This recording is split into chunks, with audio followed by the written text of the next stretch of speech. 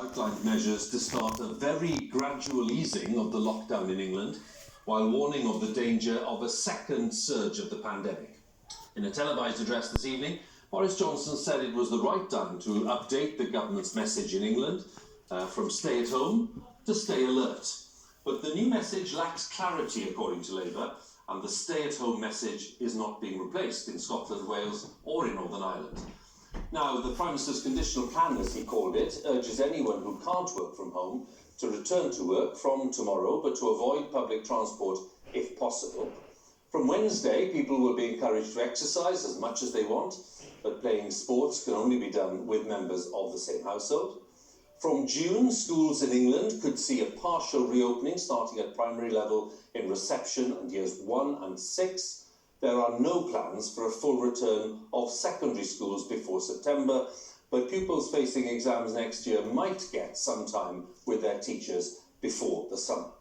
From July, at the earliest, parts of the hospitality industry and other public places might be reopened, and there could be some kind of quarantine for air travellers arriving in the UK, but we have no detail on that yet.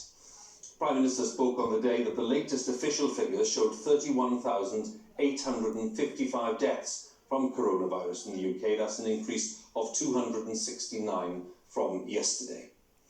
Well, our first report is from our political editor, Laura Kuensberg. It is now almost 2 months. 48 days since so many of us tuned in. Restrictions on their freedom. To hear the Prime Minister introduce measures not seen in a time of peace. After 7 weeks of lockdown around the country, people watching again. And you have shown... From the living rooms and homes where the Prime Minister told us to stay. Thanks to you, we protected our NHS and saved many thousands of lives. And so I know, you know, that it would be madness now to throw away that achievement by allowing a second spike. We must stay alert. We must continue to control the virus and save lives. Although lockdown helped control the disease, it's crippled the economy. So in England, if you can't work at home, ministers want you to go back to help struggling businesses get going again. We can see it all around us in the shuttered shops and abandoned businesses and darkened pubs and restaurants. And there are millions of people who are both fearful of this terrible disease and at the same time also fearful of what this long period of enforced inactivity will do to their livelihoods and their mental and physical well-being, to their futures and the futures of their children. So I want to provide tonight for you the shape of a plan to address both fears. That means slowly, in England, limits on exercise will be relaxed. You can sit in the park and play some sports, and a government official confirmed you could meet one person from another household as long as you stick to the 2-metre distance. And if you can't work at home, you'll be actively encouraged to go to work. From June, the ambition is to reopen primary schools for reception year 1 and year 6, but no full return for secondaries before the summer. There could also be a phased reopening of shops. Then in July, the hope is for a limited return of the hospitality industry and opening other public spaces. But this is all dependent on how the disease progresses. And if it flares, restrictions might return. No, this is not the time simply to end the lockdown this week. Instead, we're taking the first careful steps to modify our measures. If there are outbreaks, if there are problems, we will not hesitate to put on the brakes. We've been through the initial peak, but it's coming down the mountain that is often more dangerous. We have a route and we have a plan, and everyone in government has the all-consuming pressure and challenge to save lives, restore livelihoods, and gradually restore the freedoms that we need. Labour called for an exit strategy several weeks ago, but the leader, watching carefully, was disappointed with what he heard. What the country wanted tonight was clarity and consensus, and I'm afraid we've got neither. This statement raises as many questions as it answers, and we see the prospect of England, Scotland and Wales pulling in different directions. It's a big gap here for the government to make up. The UK government's new message, stay alert, It's designed to cover all sorts of different sectors and advice as the situation evolves. To help save lives, stay home. But Scotland and Wales and Northern Ireland are sticking to the message, stay at home. The disease is thought to be spreading faster there. Nicola Sturgeon, obviously unimpressed. They asked the UK government not to deploy their Stay Alert advertising campaign in Scotland, because the message in Scotland at this stage is not stay at home if you can. The message is, except for the essential reasons you know about, stay at home, full stop. If I say to you my message now is stay alert, and you say to me, but does that mean I stay at home or not? I can't give you a straight answer. We've been following the Rook family in Wolverhampton coping with lockdown. Tonight's message gave them some comfort, but questions too. Just before lockdown, we were due to launch a clothing business, and with manufacturing now on the cards, that certainly gives us something to think about. Disappointingly for me, there was no mention of family, and when we can see people from outside of the household. I lost my dad recently, and I'm missing my mum, and the children are missing their nanny. This emergency first required a rapid response from the Downing Street desk. This unfolding phase brings pressing questions of detail and dilemmas, not just about his decisions, but also all of ours. Laura Kunsberg, BBC News, Westminster. Well, as Laura said, there at the end of the three-step plan announced by the Prime Minister will affect the everyday lives of tens of millions of people in England, and the plan has already triggered lots of questions and demands for more detail. Our North of England correspondent Danny Savage has been to Cheshire to speak to 3 households there. It is now almost 2 months since the people of this country... At 7 o'clock this evening, the nation sat down to watch what the Prime Minister had to say. ...of a roadmap for reopening society. And then digest what it meant to their lives. What changes should they prepare for?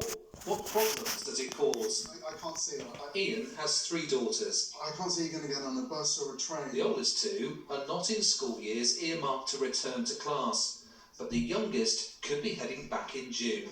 I think we obviously understand the importance of education for the kids and the social aspect, but we don't know if it's safe to have one going in and 2 not, and how the teachers are going to cope, particularly in reception. That'll be the year going back for us. How do you tell 4- and 5-year-olds to be distant from each other?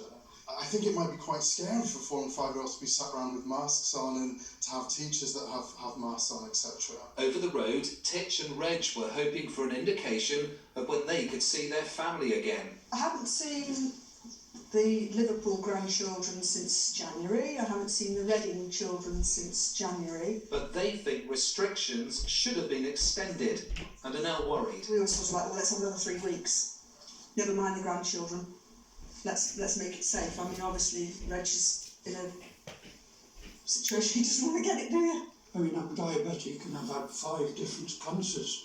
I don't think that people in this country, in England, will stay at home. They'll start to go out now. But that doesn't... And does that worry you? It worries me because I'm more likely to get it the more people go out. Their neighbour Matt works for a logistics company, sometimes at home, sometimes in the office. The offices we've also got set up so that anyone that has to come into the office, they are at least 2 metres apart. So I think from that point of view, if you've done what you should have done for the past 3-4 weeks, you'll be okay. But there's one big concern. What message do we give to our staff tomorrow? No, you've got to come into work.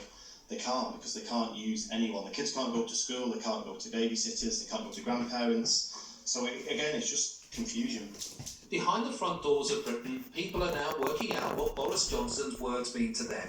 How will their lives work with the new guidelines? Danny Savage, BBC News, Cheshire. Let's go live to Westminster and talk to Laura, our political editor. Lots of questions, Laura. We heard them on the reports there about clarity. Now, where do you think this statement fits in terms of the picture of the need for clarity? I think it's very difficult here. I mean, first and foremost, what this statement does not mean is the end of the UK-wide lockdown. Far from it. And despite expectations that may have been raised or what people perhaps were hoping for, that is not the end of very major restrictions and limits being placed on all our lives. And it was never going to be. What it is, though, in England at least, is the beginning of baby steps of many months of gradual starts of life returning to a different, new kind of normal. But because the lockdown affected pretty much every aspect of our life, that means for every single one of those aspects, the government is going to have to come up with an answer. And a 13-minute speech from one of the desks in Downing Street didn't provide, perhaps could never have provided, every single bit of specific information. But I think, if you like, that has tonight created some very real and immediate questions for people.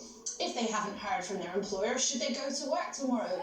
Should people decide to behave differently tomorrow? Should they go out, whereas previously they'd been deciding to stay behind closed doors? Now, it's important to say tomorrow the government will publish a 50-page document that should give detailed answers in black and white to many of these kinds of dilemmas. But it feels a bit as if, after political pressure to set out an exit strategy and an understandable desire in government to move towards the next phase, it's a bit like Boris Johnson has given us a rough map of where we might go, drawn in marker, with few of the finer details and contours and place names there for us all to see. Laura, many thanks again. Laura Kingsburg there with analysis at Westminster. Well, as we've heard, workers are being encouraged to return to their places of work if they can't work from home. And the government said it was working with employers to establish guidance about making the workplace safe. Our business editor, Simon Jack, has been looking at how businesses are adapting. Hi-ho, back to work we go. Manufacturing workers actively encouraged tonight by the PM to return. At Ford's Technical Centre in Dunton, so far 604,000 employees already have a squirt of hand gel and a temperature check, now part of the morning routine. But feeding the Ford 4,000 may take a miracle of organisation. Catering firm Compass run the staff canteen and the kitchens that would usually have 10 chefs on duty. Business is slow. Communal areas like staff canteens, one of the big challenges. A lot of people thinking they should be shut. Compass, who run this, think they can do it safely, but as you can see, it's not that busy. It's not so much whether they think they can do it, it's whether workers feel comfortable.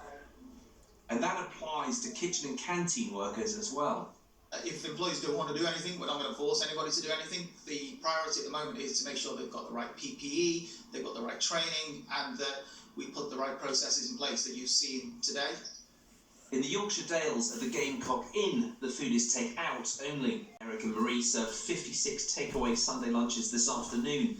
The Prime Minister raised hopes that hospitality could partially reopen in July, but Marie worries that opening too soon may be as risky as not opening for months. We have little rooms as dining rooms, and it would mean us having one table per room of diners, which isn't worth opening for. We just don't have, the overheads are more expensive than what we've been bringing in. Or there's also the other way, that we might not open until next year, and by then we won't have the funds to be able to do it either. The truth is that businesses big and small are already inching back to work, but it's a journey of confidence, and unions aren't convinced the government has everyone on board, particularly as the government says workers should avoid using public transport. I'm afraid the Prime Minister's statement tonight is a recipe for confusion and possibly chaos. With just 12 hours notice, people are being encouraged to go back to work, but without any answers on what happens on public transport, what happens if you've got children, what happens if you're supposed to be shielded, or vulnerable in some other way. Would you like the yogurt dressing on there? Back at Ford, manufacturing managers feel ready to go. In those areas where we've prepared successfully, which we have, we've prepared diligently, which we have, then I think it's time to go back to work. Updated guidelines on making workplaces safe are expected on Tuesday. These are tentative moves forward, and the government told business groups on a call tonight it would put them back into reverse if it has to. Simon Jack, BBC News. Now, the move to reopen schools in England is seen as a vital factor in kick-starting the economy by allowing parents to return to work. We'll talk to our economics editor, Faisal Islam, in just a moment, but before that, let's talk to our education correspondent, Elaine Dunkley, who's in Salford tonight. And Elaine, what do you make of this package, and what are the questions raised? Well, primary school children in England could be going back to school in just over 3 weeks. So those in reception, year 1 and year 6, they could be going back after the 1st of June. And the Prime Minister also announced that secondary school pupils who are taking exams next year could also be going back to get some extra time with teachers. But there are going to be some big maybes hanging over this and some even bigger headaches, and the headache being social distancing within the classrooms. Teachers are very concerned, particularly when they've got primary school children, that they won't be able to maintain social distancing, hand washing, minimising social interactions in the playground, in the classroom, in the canteen, and this is going to hugely change the classroom environments. And also there's the issue of if a child becomes ill, what happens? Does the whole school then have to go into isolation? Now, the teaching unions have called this reckless. They've asked for clear scientific evidence for a safe time to return back to school. They say that this doesn't pass the confidence test with parents, teachers, and whilst there is a need to have children back at school, this is a big lesson in keeping teachers, children and their families safe. Lane, many thanks again. Lane Dunkley there for us, our education correspondent in Salford. Back here in the studio, Faisal is with me, our economics editor. Clearly the government's dealing with a huge health crisis and has been for months now.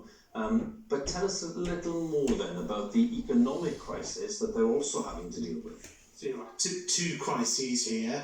As the Prime Minister says, hopefully the health one has peaked, but the economic one gets more severe by the week. And if you cut through everything that the Prime Minister said today, then what you get is the fact that the economic lockdown in essence stays largely, and indeed is extended in terms of things like restaurants and cafes and cinemas. We'll get the detail tomorrow, into July. That's another 7 weeks.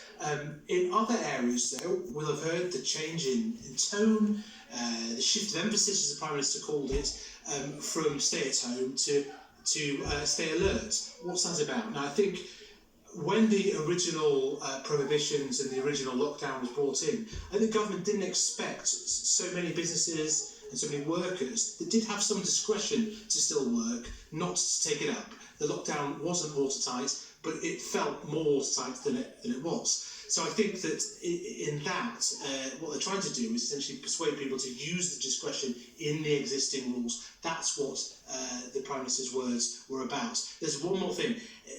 If the infection rate goes up, the Prime Minister's also said the brakes will be applied. Now that has economic implications too, and it's why you cannot disentangle the health and the economics. Two crises. For now, the health one taking priority over the economic reopening. Faisal, once again, many thanks. Faisal is our economics editor. Well, most of today's measures, as we've been saying, relate to England, while the devolved governments of Scotland, Wales and Northern Ireland make their own decisions about easing the lockdown. In a moment, we'll talk to our correspondents in Belfast and in Cardiff. But first, our Scotland editor, Sarah Smith, in Glasgow. And the First Minister there, Sarah, really giving her own very firm message earlier today. Absolutely, and she was completely scathing about the Prime Minister's change of message to stay alert. She says she doesn't even know what it means, and that's why she's asked the UK government not to run their Stay Alert advertising campaign in Scotland. As we're starting to see really quite significant divergence now among the 4 nations of the United Kingdom, because of course it is the Scottish Government who's in charge of lockdown rules here, and they're prepared only to make one minor change, which is to allow people outdoors more often for exercise. And one reason is because the rate of the virus infection may be slightly higher in Scotland. That's one reason why Nicola Sturgeon is being more cautious. She says if she was to start loosening the restrictions here, well then people could die unnecessarily. Well, here in Wales, the message remains stay at home as well. Only very minor changes kick in tomorrow, but there is a very real practical problem. What about the thousands of people who live alongside the England-Wales border and crisscross it every day, be it for work, to go shopping, for healthcare, or in normal times to go to school? What should happen to the people who live in Wales but work in England if they were to get a call from the boss expecting them back in later this week? Or flowing the other way? After Boris Johnson suggested people can get in their cars to go and exercise, what would happen if they were to cross the border and come into Wales? They would find themselves on the wrong side of the law, because in Wales it's an offence, it's against the rules to use a vehicle to go and do your exercise. We have divergence, of course, because of devolution. It's a political border the Welsh Labour government are pretty clear on whose advice they think people should follow. Well, Northern Ireland's political leaders are also sticking with the more cautious approach, continuing to tell people to stay at home. Both the First Ministers and Deputy First Ministers both on the same page with this. The SDLP leader here went so far as to tell Boris Johnson himself that he thought the new Stay Alert slogan was, in his view, nonsense. So any changes here are expected to be very gradual. But in about a week's time, further south, what we will start to see in the Republic of Ireland is some outdoor workers being returned to work, because Dublin has already said it's going to start reopening some outdoor public amenities like golf courses, for example. And when Northern Ireland publishes its more detailed plans early this week, we'll be able to see across the island of Ireland how the two jurisdictions compare. Emma, many thanks, and Howell in Cardiff and Sarah in Glasgow. Thank you all. Now, ministers have said that no measures will be taken to ease the lockdown if there's a risk of the NHS being overwhelmed. Now, a month ago, our medical correspondent Fergus Walsh and cameraman Adam Walker visited the intensive care unit at University College Hospital in London. That's one of the busiest in the UK. They've been back to see what's changed and to see how staff are coping. Coronavirus is still taking a heavy toll in intensive care. It doesn't feel like it's over by a long shot. Some patients have been on a ventilator here for more than a month. I think brutal is the word. People stay acutely sick for a long period. It's not just their lungs that are damaged. Many have kidney failure and need dialysis. When you're not here, you're still thinking about here, so you just can't get it out of your mind a lot of the time. In the month since we were last here, Dr. Jim Down has not become any more optimistic. The disease continues to be a horrible disease, even by ITU standards. I don't think I'm feeling more positive. I think I'm pretty shell-shocked by this disease, if I'm really honest. These patients don't get better quickly, so we've had a slow and difficult period of trying to help these patients recover. Day after day, week after week, staff are working in full PPE. Although patient numbers are falling, matron Elaine Thorpe says the psychological impact on staff is rising. I'd say in the last week I started to see the emotional trauma coming out in our nurses and doctors, and everybody really. And, me for one, I can't get this image out of my head. A group of patients all lying face down prone, they felt faceless. This is a sobering reminder of the devastating impact of coronavirus. Extreme caution will be needed when relaxing lockdown measures, or it could lead to a surge in infections, and that would mean many more patients coming into hospital. As COVID wards slowly empty, the dilemma is how and when to reintroduce services like outpatients appointments and planned surgery. Part of the problem is, no matter how ill they feel, many patients without coronavirus are hesitating to come in. Josephine, who's 83, passed out at home. When they said you had to go to hospital, were you concerned because you hear all these things about corona? Well, I was. My daughter had said to me, "You mustn't go to hospital, Mum, because of the virus." But I really felt terrible and I was in pain. So I've just got to take a chance and go. Of course. Which I did. Non-COVID emergency admissions are down 50%, which may be storing up problems. If you stay at home with a heart attack, you may not die, but actually you may have a bigger heart attack than what you would otherwise have, and you may end up with heart failure.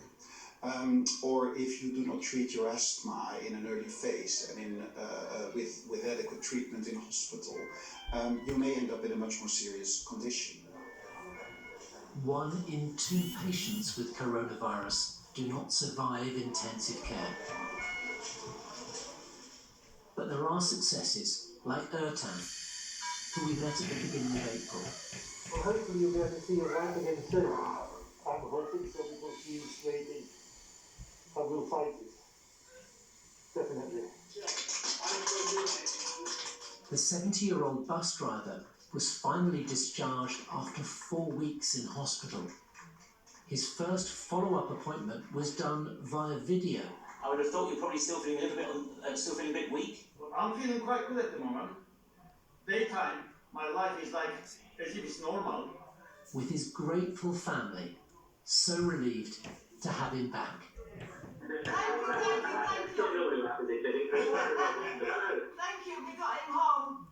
All thanks to you. The reality of some of the challenges in intensive care. That was our medical correspondent, Fergus Walsh, reporting there. Now, much of the detail behind the measures will be unveiled in the coming days, as Laura was telling us earlier on, so there are still plenty of questions about the practical implications of the steps that have been outlined, and our health editor, Hugh Pym, is with us. And Hugh, let's talk about that word used by the Prime Minister. He said this was conditional, a conditional plan. What does that reveal? Well, Hugh, the key thing is monitoring the R value. That's the reproduction number for the virus. If it's above 1, it means somebody with the virus is on average infecting more than one other. You don't want to be in that position. It needs to be below 1. Now, Boris Johnson said it was right now between 0.5 and 0.9, so the margins are pretty tight. Another condition is ensuring there's enough protective equipment and testing capacity to meet future demand. Those don't really seem to have been met right now. As we hinted earlier, Hugh, there are lots of practical questions which have been raised by this plan announced this evening. Travelling, who you can see, who you can spend time with, and all the rest of it. What light can we shed on that, and can we expect more detail on it? Well, there's scope for a bit of confusion here. There's a greatly expanded list of outdoor activities permissible in England as from Wednesday. So you can go out now for as much exercise as you want, unlimited. You can stop and enjoy the sunshine or have a picnic in a local park. You can drive to take exercise or visit an outdoor site. You can go to a beach, for example. You can do any of that with members of your own household as long as you come back on the same day. So what about friends or your partner if they live in a different household? Well, you can meet up with one at a time as long as you keep to the 2-metre distancing level. That might be a bit difficult on a visit to a park or a beach.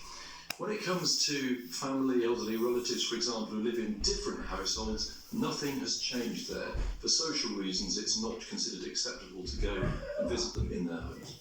Once again, thanks very much. Hugh Pym there with the latest for us, our health editor. Well, it's exactly 100 days since the first coronavirus case was confirmed in the UK, and the impact and reach of the disease has been unprecedented, really, in modern times. Our special correspondent, Alan Little, traces some of the events that led to the statement that was delivered tonight in Downing Street. There are some flashing images in the report. January the 31st was the day Britain left the European Union. But earlier that day, it emerged that a Chinese student and a relative had tested positive in York. People they'd been in contact with were traced and told to self-isolate. This was the strategy known as containment, an attempt to stop the virus moving through the population. And for a time, it seemed to work. But by early March, the virus was spreading widely.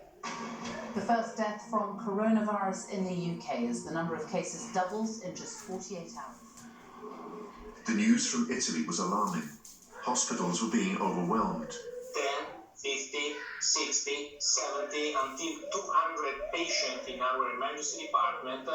The country went into lockdown. Most of Europe followed suit. But Britain waited. Wash your hands from national anthem. Two verses.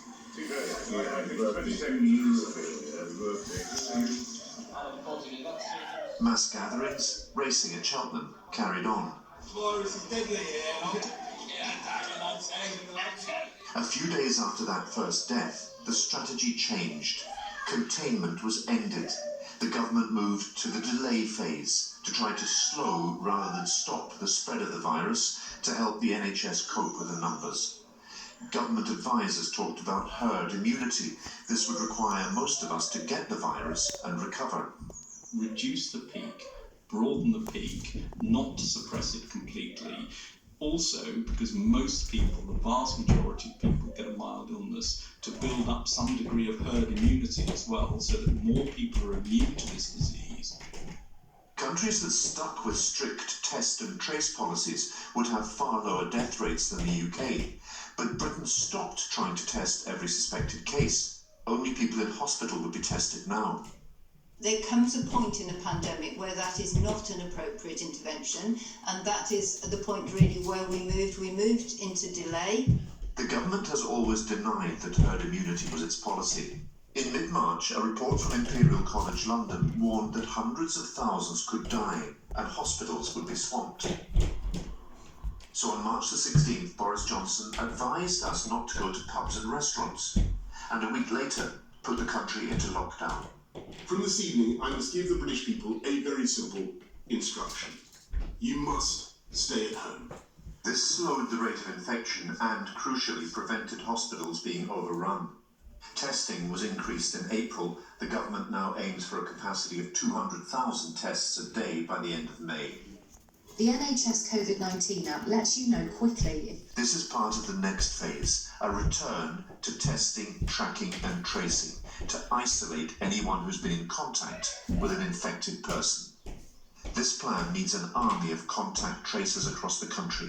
We will all be asked to download an app that will record everyone we're in contact with.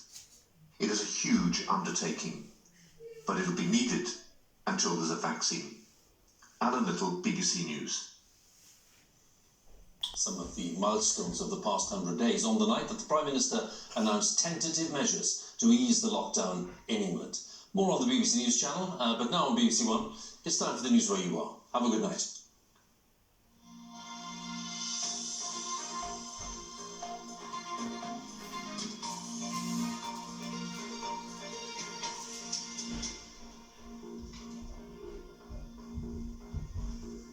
Welcome to BBC London, I'm Alice Banjakrabi.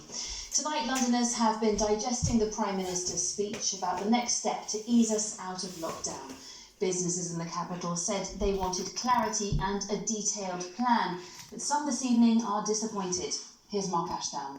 I suppose you could call them the lucky ones. Garden centres are expected to be told they can reopen very soon. The hard work's underway to make sure they can social distance and look after customers and staff. It's all about opening safely. I think there's still going to be a lot of nervousness. So we are looking at other revenue streams such as online sales and click and collect. The reality is, it's the same for everyone. Nobody actually knows until we open as to what it's going to look like. We now need to stress that anyone who can't work from home, for instance, those in construction or manufacturing, should be actively encouraged to go to work. Some felt the PM's address posed more questions than it answered. Go to work tomorrow if you have to, but don't use public transport. Employers must make it safe, either with distancing or protective kit. Not quite the detailed plan that beauty salon owner Samira hoped for. I think the most important thing for us now is to have a clear idea of when we can open, how we can open, and with that clear guidance in place, and then we can start planning and move forward with our businesses. But right now, it's all up in the air. Some parts of the hospitality industry, we learned, might be able to open by July, but they remain under no illusion. This will still be a long and painful process. We support the cautious plan and we support the cautious step-by-step approach, because it would be catastrophic if we were to reopen and then have a very strict countrywide lockdown again. That would be a shutdown that many businesses would not recover from. The headache for pubs continues. Beer is perishing. Rent holidays might not last. Racking up more debt to stay afloat seems risky. And once they do open, strict distancing might make it hard to keep going. If we've got to keep 2 metres apart, the pub industry won't be the same.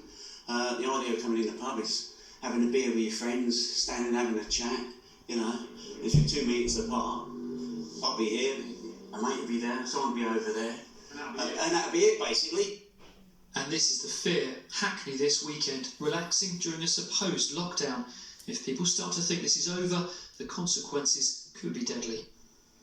Well, Mark joins me now. Mark, what's been the reaction to the Prime Minister's address? Well, I think a bit of frustration, confusion, really. People wanted a very clear, detailed plan, really a route out of this, as we heard, but reaction online suggests what they felt they got was lots of charts, science speak, and kind of mixed messages, really, about what's right now and what's wrong. The Mayor of London was quick off the mark this evening. Sadiq Khan said lockdown is not over. He said you should stay at home as much as possible. The 2-metre rule still applies, and do not use public transport unless you absolutely have to.